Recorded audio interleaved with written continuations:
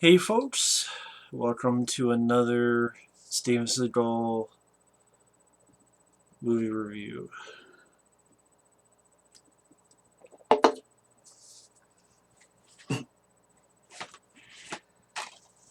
The reason I'm stalling is because I know what's coming next. Because this is the last theatrical film he did, unless you count Machete. And I'm going to be really entering into his direct-to-video realm. There's been a handful, The Patriot and Ticker, and those were pretty shitty. But the sad thing I know is there's a lot worse coming. Love Above the Law, Hard to Kill, March for Death, Out for Justice is my favorite. Under Siege 1 and 2, The Glimmerman, Fire Down Below. I even like Undeadly Ground.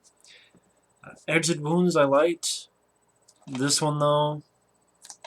And Exit Wounds, this was a box office hit. It did well, made over 50 million in the US. And then for some reason, this was the next movie. I guess, hey, let's put him with another rapper. Instead of DMX, it's Ja Rule. And not Warner Brothers. This time it's Screen Gems, Columbia TriStar, Franchise Pictures, and like Exit Wounds, this has features commentary director Don Michael Paul, a little special on the set of Half Past Dead, about 13 minutes long, a few deleted scenes, trailer. Under Siege can't get features. Out for Justice can't get features. Because Warner Brothers wants nothing to do with Steven Seagal nowadays. Now see how I'm hesitating saying Steven Seagal? Steven. I'm stalling. It's been 2 minutes. I'm not talking about this movie. It's not the worst Seagal film. I know that. And that's the sad thing. I know there's at least 10 movies over there after this that are much worse. That's kind of part of what I'm stalling too. Because the longer I talk about this... Okay. Enough BS. Half Past Dead. There's a new Alcatraz. Yes, it takes place a little bit in the future. I don't know how they don't. I don't remember them saying a year. And Steven Seagal and Ja Rule are working together as criminals, stealing cars, getting them into a uh, chop shop, and a deal rolls down wrong. There's, I believe, an FBI woman played by Claudia Christian who fires upon them. Steven Seagal gets hit. He dies for a little bit, hence the title Half Past Dead. But he's alive. They're both in the new Alcatraz. While there's this guy who's going to be the first of this new Alcatraz to be executed. And it's this old guy that long ago stole $200 million from gold bars, but it caused, I think, a derailment of a train, and some people died. People have been asking him, he won't tell it. So he kind of chose, fine, just execute me, I'll pay for my sins. But also, that same time, a group of mercenaries come in, led by Morris Chestnut, who was the sidekick of Steven Seagal in Under Siege 2. He went from the sidekick in Under Siege 2 to now being the villain in this movie, right there. And so Steven Seagal has to protect this female Supreme Court judge, or try to get her out of there and try to stop the bad guys with the help of Ja Rule and some other prisoners, including a big guy. I think the character's name is Little Joe, and the funny guy played by Corrupt. Other people in the cast: Morris Chestnut's right hand woman is Nia Peeples, who's pretty much trying to be like Trinity, only with some blue fucking makeup, eyeshadow. I don't care for this movie that much. I really don't. it's even a step down for this. I like Exit Wounds. I have issues with it, but I like Exit Wounds, and it's a step. That's a. This is a step down from this, and it doesn't nearly touch the classic Seagal films. But again, I know there's going to be worse stuff because at least this does have a budget that looks like it was in a theater. It looks like a theatrical film. But Don Michael Paul, who directed this, is a piss poor director. He directed Kindergarten Cop 2 with Dolph Lundgren, which sucked. He directed Caddyshack 3, The Shack is Back in Black, aka Who's Your Caddy? Because that's what it is. Caddyshack 3 Back in Black. That's what Who's Your Caddy is, and that was a piece of shit. And what was the other one? Tremors 5. That's what it was. And he did a few Sniper sequels. He's a terrible director. There's not one film he's directed that I've liked, and I've seen quite a few of them, unfortunately. Yeah, he's an actor. He was in that film Rolling Vengeance, which I'd rather watch than this movie. It's just really flashy. It's silly, but it's meant to be very silly. It's meant to be fun, not to be taken seriously. But at the same time, it's just very flashy, very MTV, very... It's not supposed to be realistic, but it's not really that fun. It's kind of trying too hard. It's a try-hard movie in some aspects where it's all this flash and trying to have all these martial arts that I guess try and be reminiscent of certain Hong Kong stuff, but it doesn't work.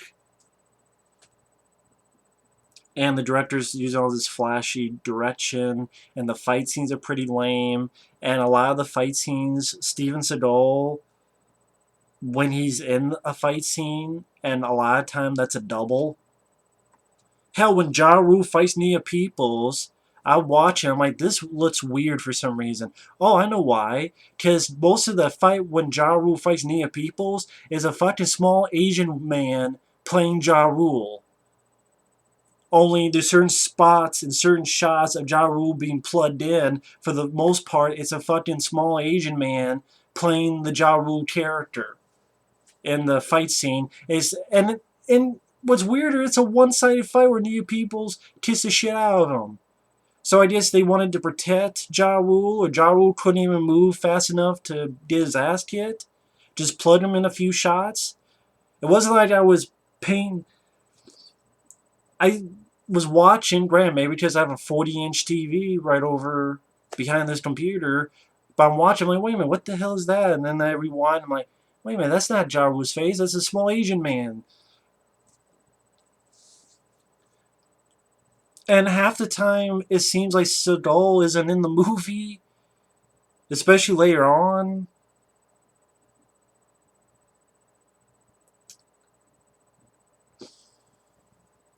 Because I don't really feel much of the presence of the character he's playing later on in the flick. So wall-to-wall with songs, rap songs, which is funny because this is a PG-13 film. That's another thing. This might be the only Steven Seagal film that's PG-13. I'm not sure if there's another one. I'm trying to think, but I can't think of another PG-13. Even The Patriot was rated R. Yeah, I think this is only PG-13, which why was this PG-13? It didn't matter the box office because it flopped. Didn't do well. And pretty much after this, he was stuck doing direct-to-video shtick.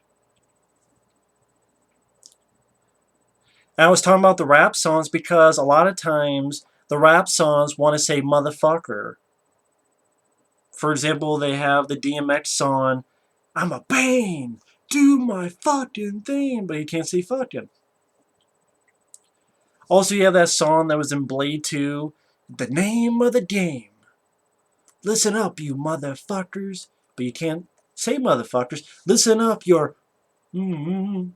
That's the lyrics of the song has to be for PG-13, and it's just, why is this PG-13? And that really makes it confusing in certain sequences, which I'll get to. There's certain shots or okay, jumping ahead, when Claudia Christian, who's an FBI woman, has Steven Seagal and Ja Rule, and there's a shootout at this chop shop. Steven Seagal takes the hit for Ja Rule. You hear the bullets, but you don't see the bullets. You see Seagal's entire back go like this. Imagine this is his back. He's protecting Ja Rule, and this is the camera. You hear puh puh puh, but you see no bullet holes, no blood, nothing. You would swear he got a fucking heart attack or something, but no, he got shot.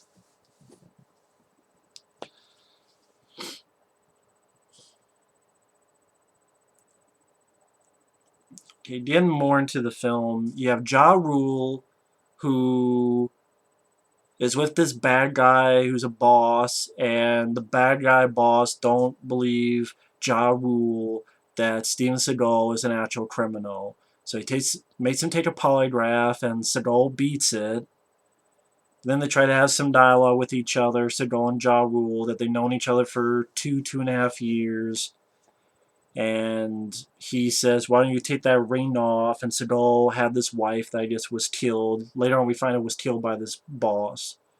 And later on we find out he's an undercover FBI guy. But if you're watching the film, you can pretty much tell it's not much of a twist. It's not like a shocking twist or anything. But Ja Rule talks about you take out the ring because you felt the loss, you dried the tears, and Seagal says, oh, it's not the time. This is the time. With every fucking one of them. No, I'm sorry. I'm thinking of a different, better Steven Seagal film, like Hard to Kill.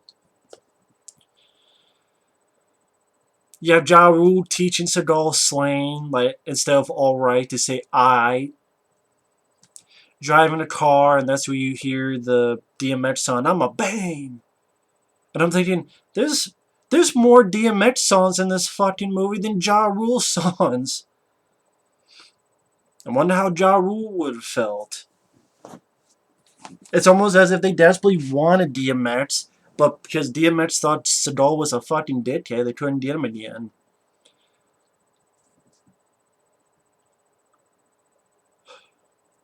And Seagal's driving the car, stops it, Ja Rule flies off the 30 feet, hits a windshield, gets up, and says, I'm going to kick your ass one day. And then Claudia Christian comes up, says, hey, you're coming in. And Ja Rule says, it's a good night to die. Have a shootout, explosion. Again, Seagal saves Ja Rule. You hear bullet hits, but you don't see them. And then, thinking what comes ahead, I'm like, Claudia Christian knows Steven Seagal is undercover. She knows Steven Seagal is undercover. So why the fuck is she going in to this being a female Rambo, trying to shoot everything up, which gets this guy dead for a little while? Or did she find out afterward that he was undercover? Which they don't really explain that, because all Seagal says, you're the best shot and yet you hit me. So it seemed like she knew. So why the fuck was she there in the first place if Steven Seagal was fucking undercover? Why did she go there in the first place? Just to have a lame shootout scene, I guess. Fuck logic. I know, you're suspecting logic in a film called Half Past Dead. I know, but even dumb stuff can get too dumb. Even when you leave your brain at the door, if it's there long enough or deep enough, it begins to fucking rot. Even if you take your brain out, you at least want a little bit of stem there. Not to break the whole thing off and bury it. You want the brain to be close by, not throw it like a fucking football to let a dog catch it, run away, and piss on it. Sometimes that's what this film feels like. Someone pissing in your brain.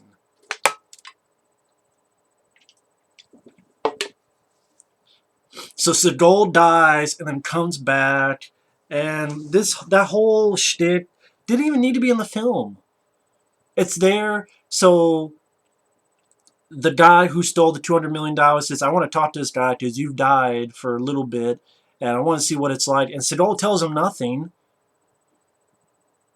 and says, yeah, you don't die, pay for your sin. So really, this whole half past dead thing didn't even need to be there. You want to see a film do that better? Watch Until Death with Jean-Claude Van Damme, which is a direct-to-video film. And I noticed I reviewed all of Jean-Claude Van Damme's films, and his direct-to-video stuff was even better than Seagal's direct-to-video stuff. Until Death is better than this. And that was Seagal as a dirty, like, drug-addicted cop who gets shot, left for dead, but then more about his rehabilitation and changing his personality and trying to be better. They do more of it. Here it's one little plot point that didn't even need to be a plot point. You could have done 10 other things to get this guy to trust it all. Like, hey, you lost a wife? I used to know a girl too. Let me talk to you. I mean, then later on give him the info of where the gold is at the end. And anyway, I just felt that was a useless thing because it went nowhere. They did nothing with it. So it's 8 months later. There's a new Alcatraz. Seagal is in there with Ja Rule. And Seagal goes through the metal detector and he says he has a titanium knee. They don't believe him, and then Ja Rule helps him out, but he gets his ass kicked. Then the warden comes in. The warden is played by a guy named Tony Plana. Tony Plana was fine. He's trying to be a cool warden. He was saying essay and Holmes and trying to be very fair. And I thought the actor did what he could with the script. Who the fuck wrote the script? Oh, Don Michael Paul. Written and directed by him. Should have known. I remember hearing that he wrote Harley Davidson and the Marlboro Man. Man, that's a much better movie. That's the only good film he's a part of.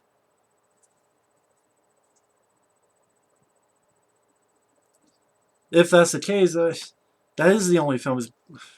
Man, I actually like that film. Rather talk about that movie than this. Because, okay, Tony Plana trying to be a cool warden, alright. They bring up the scene that Seagal has a titanium knee, but they do nothing with it. They do nothing with the titanium knee. It doesn't come back. He's got to do something with this titanium, and or he uses it as a weapon, kneeing people in the face, or you knee someone in the face with titanium. Imagine what kind of damage that's going to do. But it's PG-13. And he does nothing. Like, it never comes up again. So I'm like, what was the point of it? When the hell did he even get shot in the knee? We didn't even see him shot at all, let alone the knee. I guess it's a titanium knee just because. Just for the fuck of it. Because. BK. Because makes me think of BC, which then makes me think of BK, which makes me think of Burger King, which makes me think of talking about Seagal and how big he is. He's hefty. He's a hefty bag in the film. He's about 2 shots away from the Pillsbury Doughboy. I know that sounds rude and mean. I guess it's me being rude and mean. But considering all the shit I've heard about him, he needs to be taking down a few pieces of humble pie, considering all the things I've heard of sexual harassment and all the other shit. But, again, I know the difference between stories and fact. I don't know.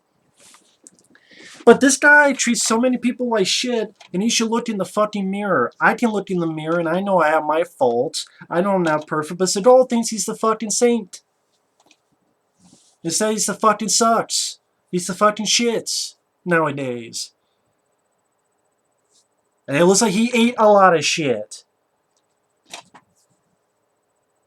That's why most of his fight scenes, and the reason I harp on that is it makes the action scenes suffer. Him and his laziness. I'm sorry, if you're an action hero, unless you're Sammo Hung, yeah, you kind of want to be a little bit in shape. A little bit. It's kind of like wrestling. You don't have to be the best in shape Big Boss Man I like. But you have to then prove yourself. If you're going to be that big, you gotta prove yourself. Samuel Hunt is big. He proved himself because he's faster and talented as hell in his martial arts. But Seagal, he looks hefty. He looks bulky. A lot of times he's shot from this up. You can tell he's got gut going on. And it's time for gut check time.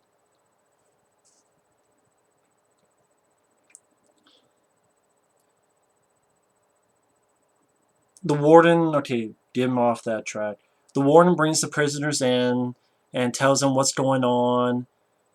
One weird line of dialogue where he says, "You think you're hard. I'm harder." I'm like, is this the start of a fucking porno or something? Half past foreskin?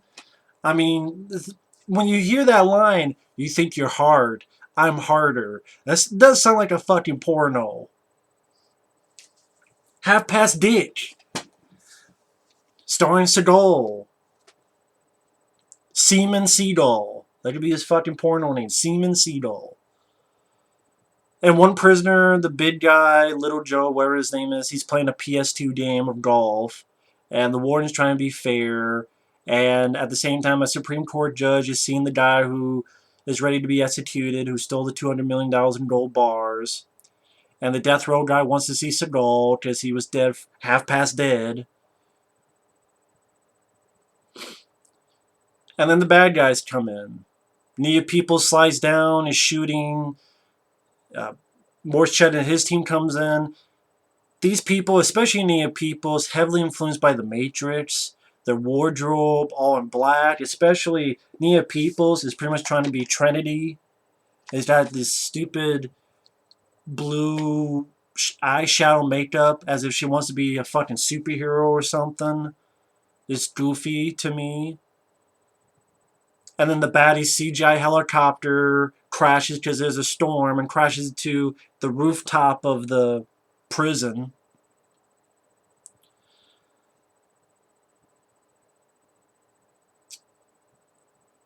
It's funny, the bad guys are coming, Seagal and the guard is here. They shoot. I would think that both of them, but only the guard falls down, and Seagal falls down, but he's not hit at all. I'm like, wow, these are some really shitty shots. If they're right in the middle of the fucking hallway, not too far away, they went, all the bullets, I guess, decided to go straight to the guard. And the guard's not dead because he stuns the guard with a taser, and this crappy animations, whatever the hell, electricity comes out, which fucking Shocker Horse Painter would come in and kick some ass, because that's the way it is. Or fucking watching Prison.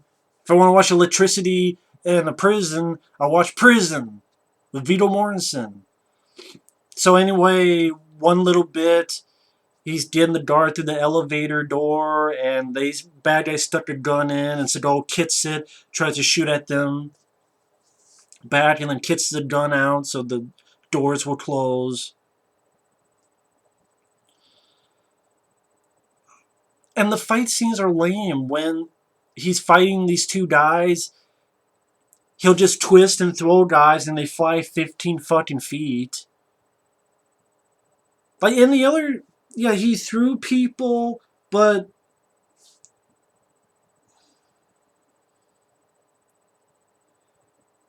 even in Exit Wounds, he seemed like he was in shape and like he was trying to get back on track. And the only problem was doing that stupid wire fu stuff. Here, he just does this, and a guy flies 15 feet. It just seems like no effort in it.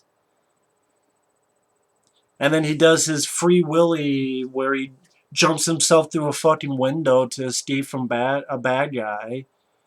So he does his own fucking free willy. And there's one thing where he's blocking the guy's punches like this. And then a lot of times when you see behind Seagal, it's not Seagal. Not all the time, but a lot of times And you can tell because the guy is a little bit, thinner. And I'm thinking, an action hero should be at least able to do their own fight scenes. If you can't do your own fight scenes, I understand doing a dangerous stunt, but it bears repeating, if you can't do your own fight scenes, if you need fight doubles, you need something is wrong, and you need to accept that something is wrong. But Seagal will do this and continue to do this many, many fucking times, sadly.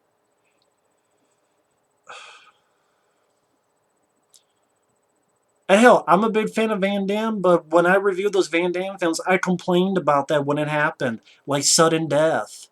That was one of my big complaints about sudden death. And I'm a huge Jean-Claude Van Damme fan. I reviewed all of his movies. I liked a lot of his movies. I like sudden death, but what was my main complaint about that? All the fucking fight doubles. Seemed like every fucking fight, some of it was Van Damme, some of it was a double doing the fights. I'm like, why? I could never find an explanation online, like an interview, like, was he doing drugs at the time? Was he late? Was he slowing things down? What was up? I don't know. Could never find any info on that.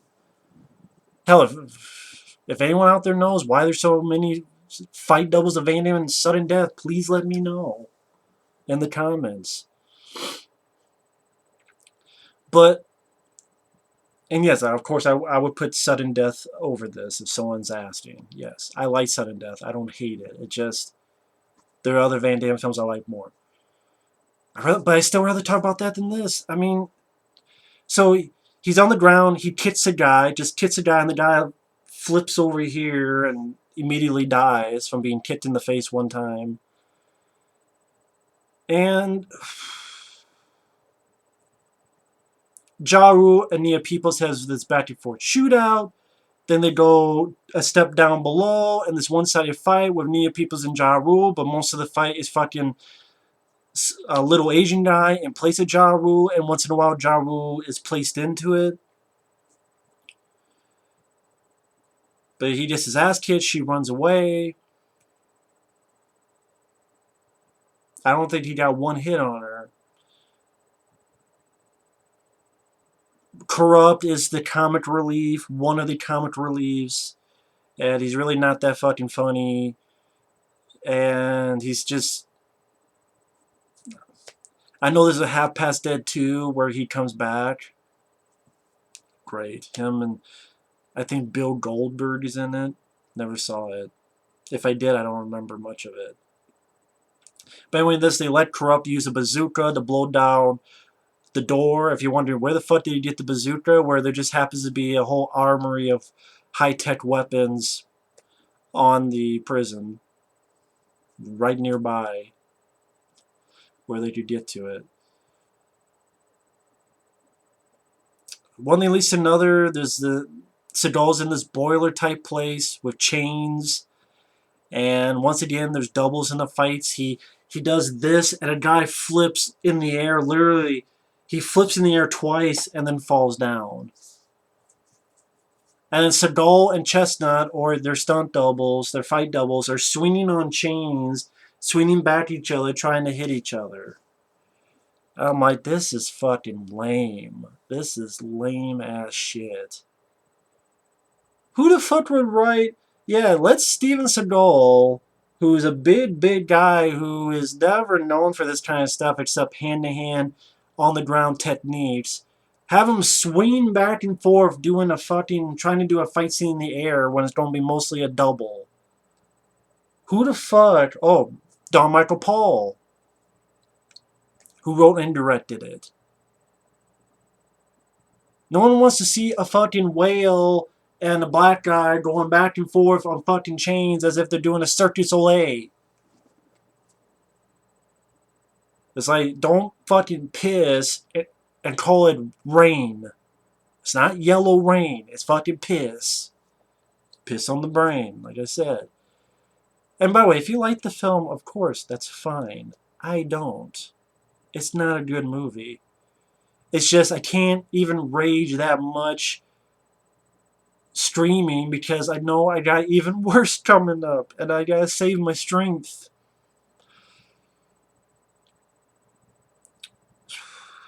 Seagal and Ja Rule talking that chopper that's been landed in the ceiling. Before Seagal mentions how he was undercover, he's really an FBI agent. He did all this to get the guy who killed his wife. And Ja Rule is mad. Then he understands. Then he gets a headset, and apparently the headset controls like a turret in front of the helicopter, as Ja Rule says, like a video game. And they decide to have a meeting so that they have the old guy who knows the location of that gold.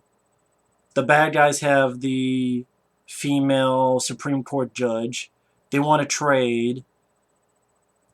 For some reason, they don't cover the woman's face, so she's plain as day to see. And the guy's not that fucking far. He could see and go, hey, wait a minute, that's not her. Because ultimately you find out it's not her, it's a different woman. Seagal and Ja Rule, are they really that high enough that... Hell, Ja Rule has a fucking headset that he could look in and pinpoint at the woman's face because he's got a fucking headset for a gun turret. Seagal can... It's not that fucking far. And the guy who's the old guy, he can see over there. That's like me and... I would say maybe to... Not even to my kitchen. I could see what someone's face looks like over there. The only thing they do is when he gets right by her, they shine a bright light so he can't see. But does he really have to be this close to see, hey, that face is not you? And in a better film, I would not have given a fuck. But in a film I don't give a shit, I do give a fuck. So fuck it. So anyway, they think they got the judge.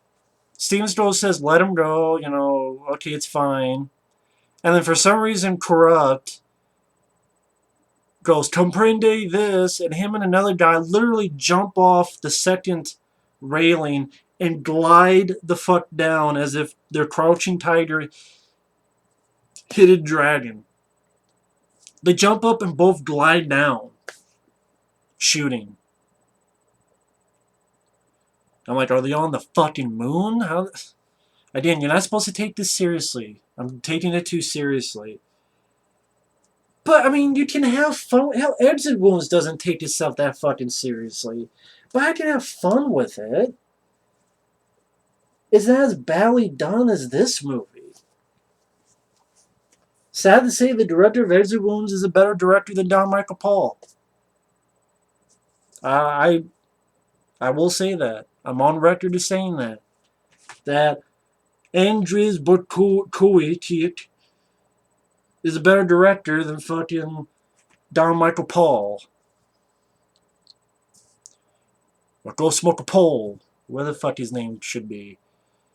So they glide down shooting. The big guy shooting in the middle of the room and he gets shot and killed. Well, you assume that because of people's reaction, Corrupt's reaction, because it's PG-13 so you can't see bullet holes. Tons of shooting. Nobody else is hitting nobody else. Till Nia shoots that big guy. Ja Rule, these two guys have rockets. Ja Rule shoots the rockets in midair using this turret and this headset. Finally, Seagal shoots one guy and Ja Rule shoots one guy. Even though he's got a fucking helicopter turret and a fucking helmet, he only hits like one guy. And, those rockets in midair. And then the chopper is getting loose and coming down slowly. Seagal jumps on the chain and escapes, but Ja Rule crashes down. Seagal gets Ja Rule out. They realize that the judge has been switched. Then it cuts to Claudia Christian and Seagal and them on a chopper, getting the Morris Chestnut. Morris Chestnut has the old guy. The old guy put a bomb on him. Before that, Morris Chestnut just pushes this judge off the helicopter Which I'm like, then why the fuck did you bring her? And why did you bring her in the first place? Like, why did you bring her in the first place? If you're just going to push her off. I mean, wasn't that... Didn't you have her because it's a hostage? What about the old guy? The old guy was ready to be executed. I think most of the government don't give a shit about the guy when he's ready to be executed in about 5 more minutes before you showed up, Morris Chestnut. So just gave away your best bargaining piece so she can do a point break down below, and Seagal's character jumps out and grabs her and parachutes while the old guy reveals he's got a bomb and blows up the helicopter with Morris Chestnut in it. Extremely lame way for the bad guy to go. Extremely lame. And the female judge is safe. Seagal sees Ja Rule, let him know that Ja Rule is getting let out. And they're cool now. And then the end credits is Corrupt talking to his wife, who I think is a comedian named Monique, and doing some shitty jokes. I mean, any positives I can say on the film? Yeah, it's flashy. It looks like there's a little bit of a budget. I don't mind the guy who played the warden. Ja Rule is there. I don't think he was the worst actor I've seen. Yeah, that's praise. Ja Rule was there. Script didn't help him, though. Seagal, I thought, did a bad job. Or at least I just didn't give a shit about his character. I didn't give a shit about him in the film. And his fight scenes were fucking lame. Lots of days ago, lazy. Mostly was fucking fight doubles. And either Seagal doing this, or doing this, and a guy flips 2 or 3 times, or flies literally like 15 feet.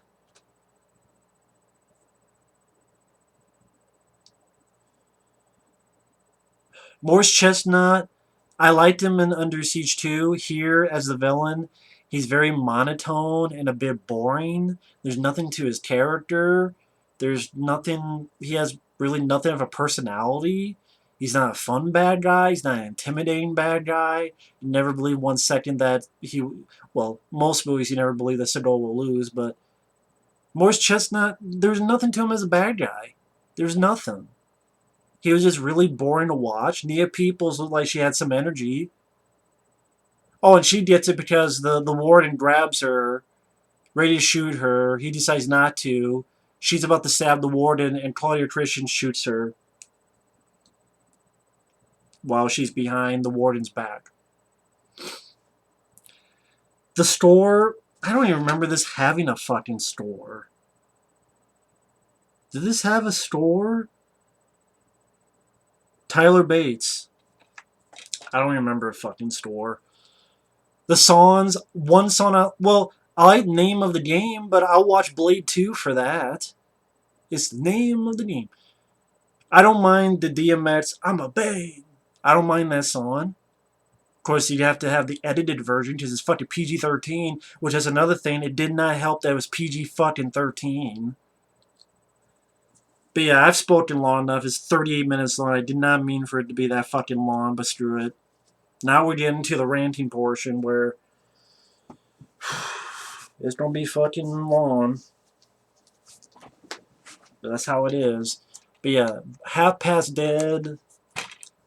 That's how one feels after watching the fucking thing. Yeah. Too flashy and too MTV to the point is it got annoying.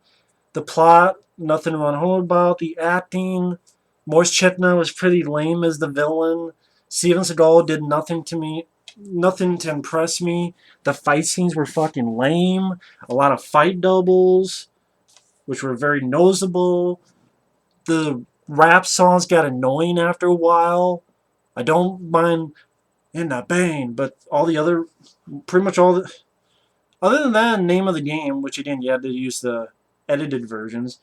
None of the other songs I liked. So weak soundtrack. Some shit in the that just didn't make sense to me, or just I didn't give a fuck about, and just a lame theatrical effort. I mean, If really, of all the films released theatrically, not direct to video, but theatrically, that he starred in, so this doesn't count Machete. This is the worst one he's done theatrically. Just think about it. Above the Law, Hard to Kill, March for Death, Out for Justice, Under Siege 1 and 2, The Delivery Man, Fire Down Below, On Deadly Ground, Exit Wounds, this movie, and like I said, that he stars in, so that excludes Machete. Yeah, this is the worst theatrical film he's done. No wonder it killed his theatrical career and now he went straight to DVD, which I know these movies are going to be fucking a lot worse than this, and I talked 40 minutes for this. So hopefully by those I'll try to cut that down, but anyway, fuck it, I'm done. I don't want to talk about this fucking movie anymore.